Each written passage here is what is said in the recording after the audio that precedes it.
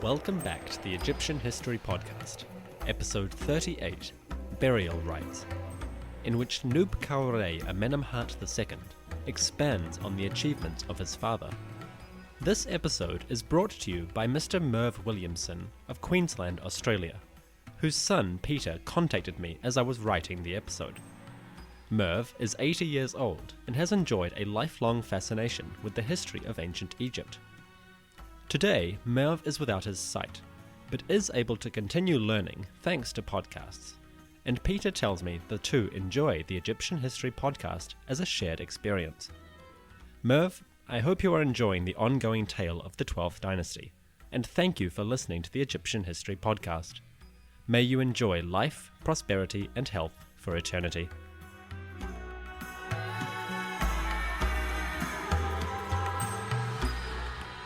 The year 1927 BCE witnessed its first regime change in 35 years.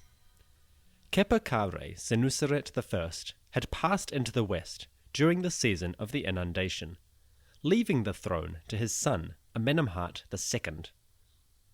This prince had served as co-regent with his father for nearly 3 years, and now took on the duties of sole rule with energy and talent. To distinguish him from his grandfather, Amenemhat I will refer to this king primarily by his throne name, Nub-kau-Re, which means, the cars of Re are of gold. Nub-kau-Re Amenemhat II was a young and vigorous ruler, destined to rule for 3 decades.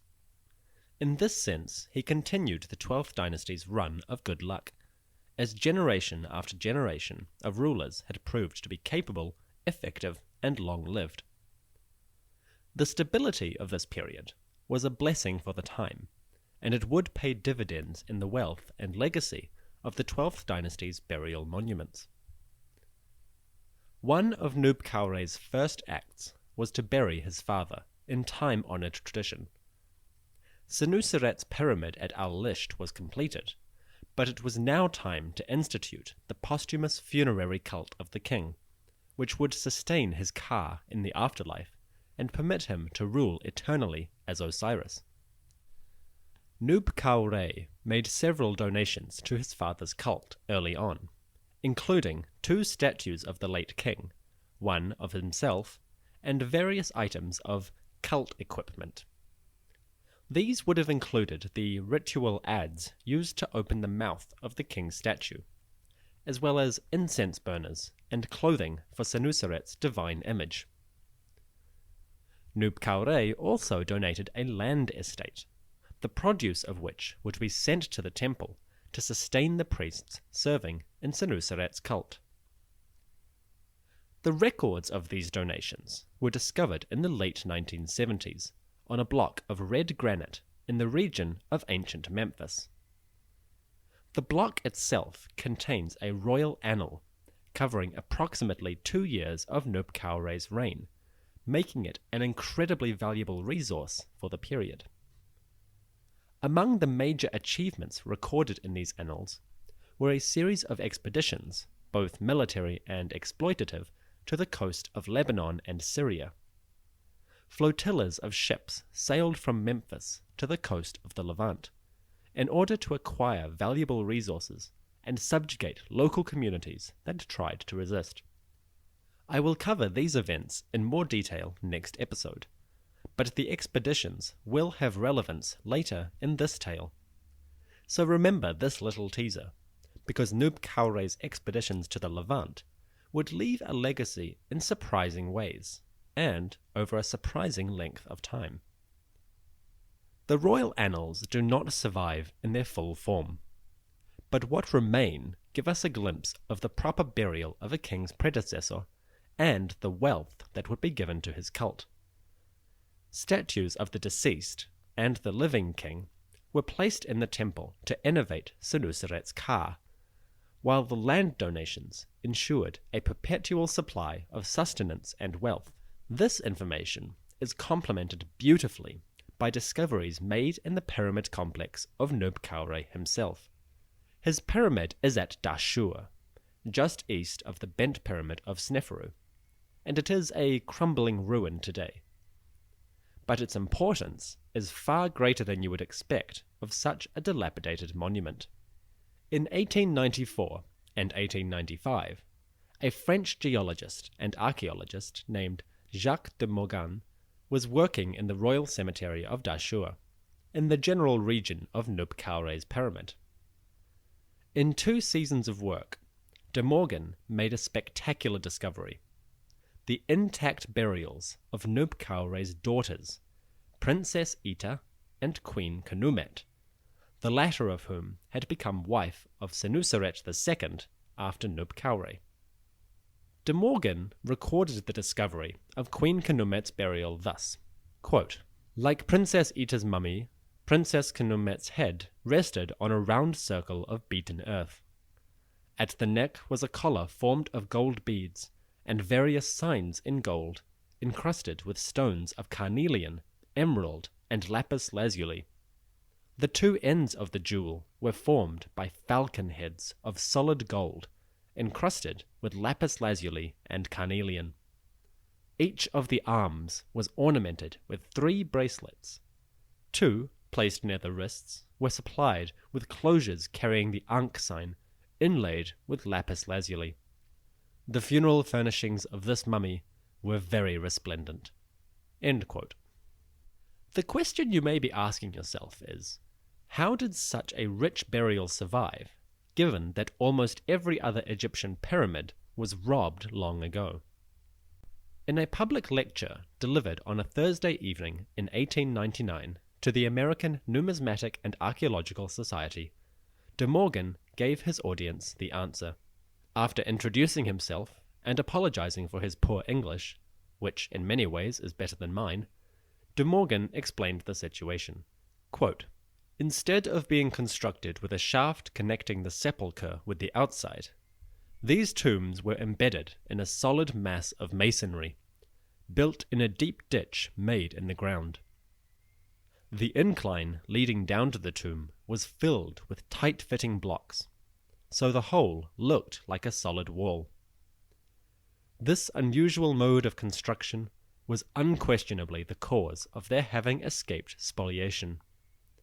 There was nothing on the surface to indicate what lay below, and it was only by the regular process of soundings that the mass of masonry was struck."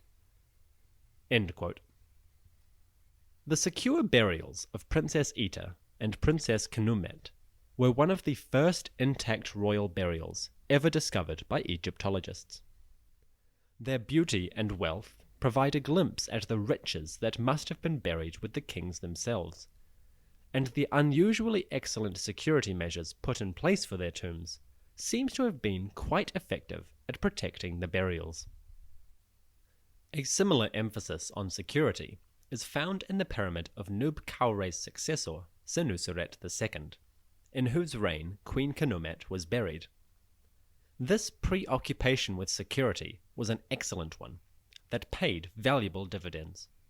In 1889, just 6 years before the opening of Queen Knumet's tomb, William Flinders Petrie, probably the most influential Egyptologist in history, had discovered a golden pectoral and crown belonging to Senuseret II and his daughter Sat-Hathor-Iyunet, 2 golden finds from a single period of time in royal tombs.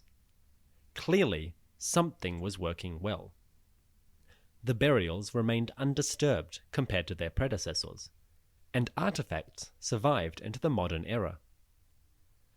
Heaven knows why it took until the 12th dynasty for royal architects and planners to develop a form of tomb that was actually secure enough to protect the royal burials. But better late than never, I suppose. This trend would reach an absolute peak in the reign of Amenemhat III, when the king's architects created a monument so complicated in its design that it entered into mythology as the Labyrinth. The whole period of the 12th dynasty, after Senuseret I, is one of increasing emphasis on security in royal burials, and this has paid dividends for Egyptologists today. We possess marvelous burial items, records of donations to funerary cults, and a series of monuments whose architectural design has kept historians occupied for the better part of a century. It may baffle you to know, then, that the 12th dynasty pyramids have not been completely explored. With more impressive monuments dominating the skylines of Saqqara, Dashur, and Giza, the humble, decayed pyramids of the 12th dynasty have fallen by the wayside. It will take serious effort to explore these monuments, and unfortunately, time is running out. Today, the ancient cemetery of Dashur is under threat from the local village, as the need for community burial space saw nearly 1,000 new graves spring up near the bent pyramid of Sneferu in just a few months of 2013. The pyramid of Nub-kau-Re, east of the bent pyramid, is right in the line of fire for this expanding cemetery, and the large-scale digging has provided a useful cover for the other, more perfidious habit of looting. A Google Maps image that I've provided on the website, EgyptianHistoryPodcast.com, shows pretty clearly the hundreds of small pits dug by locals searching in vain for treasure or burials that may have been missed. The problem here is that the region has not been excavated thoroughly, and nobody really foresaw the Egyptian revolution until it began. So the region is under threat, and it's very much a race against time for archaeologists to explore the area properly while keeping more ruthless people from plundering the site. There is something quite chilling about arriving at an archaeological site in the morning to discover evidence of looting. I was unfortunate enough to experience this in 2013, excavating at the Dakhla Oasis. The final day of our excavation was cut short when we arrived on site to discover locals had dug deep pits into our excavation trenches. Fortunately, they had dug in an area that was just empty sand. But it's a surreal feeling, a mixture of dread at what they might have found and taken, and awareness that economic desperation or greed can drive locals to seek wealth any way possible. But I digress. Let's return to the reign of Nub-kau-Re and the burial of his daughters. We know precious little about Queen Khnummet, beyond the fact that she married Senusret II, but we do know a little something more about Princess Ita, from a very surprising source. If you leave Dashur by car and follow modern roads to the east and the north, you will eventually arrive at an ancient community in Syria. 1,365 kilometers, or 848 miles, from Dashur lies the town of Ugarit, on the coast of the eastern Mediterranean. Ugarit is an incredibly important site in ancient Near Eastern history. It was first settled in the Neolithic period, around 6500 BCE, and by the early Middle Kingdom, it was a wealthy and powerful city-state in Syria. We will meet this city again in the New Kingdom, when the Prince of Ugarit sends letters to none other than Amenhotep IV Akhenaten, king of Dynasty 18. Why is Ugarit important for the 12th dynasty? Well, in Ugarit during the early 20th century, archaeologists discovered small cylinder seals bearing the names of Nub-kau-Re and a princess named Khenemet Nefer Kejet. How these arrived in Ugarit is a matter of debate. It has been proposed that the items were robbed from the burials at Dashur during the Second Intermediate Period, and taken to Western Asia by the Hyksos rulers of that time. I find this somewhat unlikely, given that the burials of the royal women were relatively intact. If I had the choice to steal anything from royal burials, it would have been the jewelry, not a clay cylinder. Furthermore, at nearby Katna, a sphinx of the Princess Ita was found in the ruins of a late Bronze Age palace, which roughly corresponds with the Egyptian New Kingdom. Hardly an easy item to take, or one that would necessarily seem the most valuable given the circumstances. The real explanation for how these items found their way to Ugarit and Katna is probably more straightforward. As I mentioned earlier, one of Nub-kau-Re's more notable policies was the dispatch of fleets to the Syrian and Levantine coast, where they attacked cities and acquired resources. In my opinion, it's pretty likely that the clay cylinders bearing Amenemhat's name found their way into the region at this point. Egyptian troops or overseers would have carried emblems of royal power with them, to proclaim their status and legitimacy as agents of the king. It's not hard to envisage these items being left in a storeroom and slowly, one day, being buried, to be discovered by archaeologists. As for the Sphinx of Princess Ita, well, there is a fairly straightforward explanation for that too. The statue is a pretty one, but not particularly significant in terms of its subject matter. But it is a pretty good candidate for a different kind of proclamation. As part of Egypt's interaction with legitimate foreign rulers, the Sphinx could have been delivered as a diplomatic gift during the New Kingdom. If there's one thing we know for certain in the late Bronze Age Near East, it's that the giving of gifts between great rulers was one of the most common and important rituals in diplomacy. Letters from foreign kings to Egyptian rulers even ask for specific things, and promise to send significant items in return. It's not hard to imagine a king of the New Kingdom searching for something appropriate to send the prince of a city-state in Syria. His steward searches through the royal storerooms and stumbles on the Sphinx of a minor princess from Dynasty 12. The king thinks, perfect, and sends it off to the Syrian palace. Bam! Now it's 1,000 miles away from where you'd expect, and all in perfectly innocent and sensible terms. So Nub-kau-Re Amenemhat II and his daughter Ita are more well known than usual outside of Egypt. This makes it a little bit surprising that not much more is known of the royal family or the court within Egypt itself.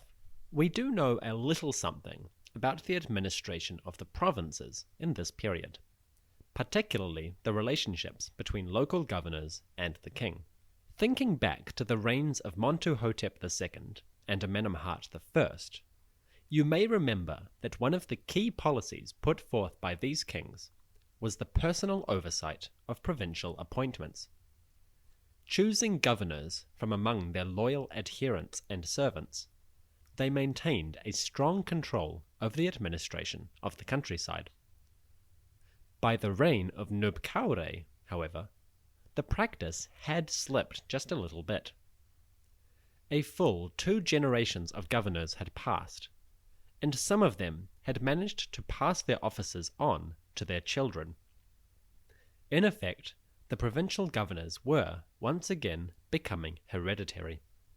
The situation is recorded at Beni Hassan, also known as Menat Khufu, where in the reign of Amenemhat I, a man named Khnum-hotep had been appointed as provincial governor. You will find this event in episode 32.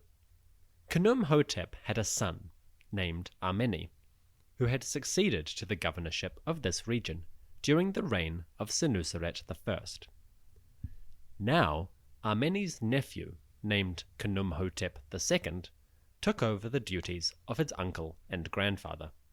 Quote, "The majesty of Nub-kau-Re Amenemhat II, who was given life, stability, satisfaction like Re, forever, appointed me to be hereditary prince, count, governor of the eastern highlands, and prince of Horus, to the inheritance of my mother's father in Menat Khufu.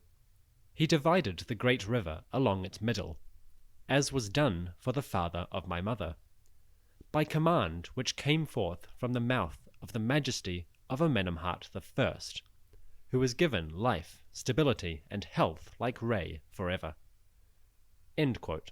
Khnum-hotep II then goes on to describe all the authorities and territories that Amenemhat I had bestowed upon his grandfather and his uncles, 2 of whom had served as local overseers in the region. He does this to strengthen his own pedigree, and then comes to the crux of affairs in the reign of Nub-kau-Re. Quote, "Thus, my chief nobility is my birth, my mother having gone to be hereditary princess and countess, the wife of the hereditary prince and count, Neheri, triumphant and revered. The king of Upper and Lower Egypt, Nub-kau-Re, who was given life, stability, and health like Re forever, brought me into the inheritance of my mother's father, because he so greatly loved Ma'at. He is Atum himself, Nub-kau-Re, who is given life, stability, and health, the gladness of his heart, like Re forever. He appointed me to be the count in year 19 in Menat Khufu.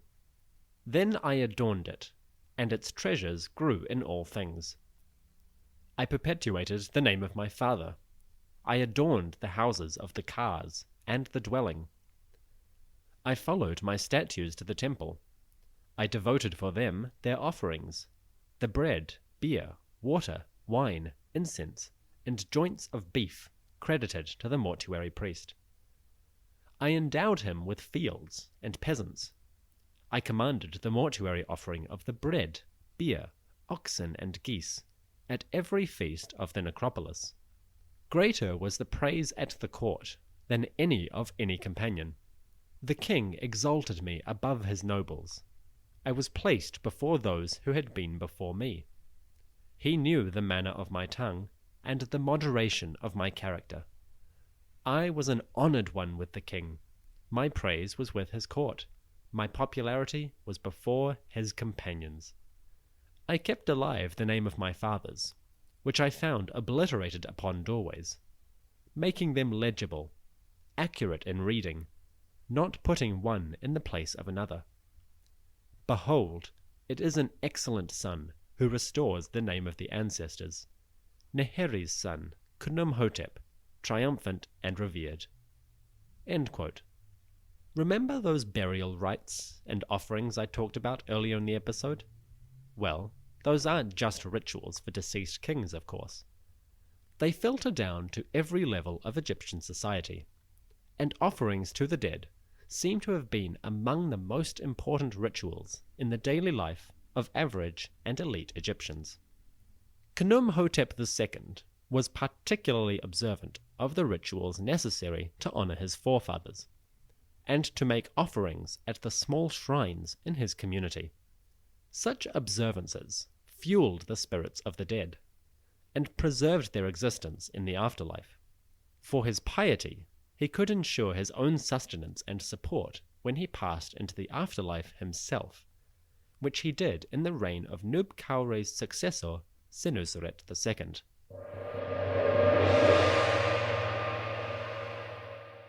Nub-kau-Re himself ruled for approximately 35 years, continuing the good fortune of the 12th dynasty as a period of stability and long reigns. By the time Nub-kau-Re passed to the west in 1895 BCE, it had been a century since Amenemhat I took power and ushered in the 12th dynasty.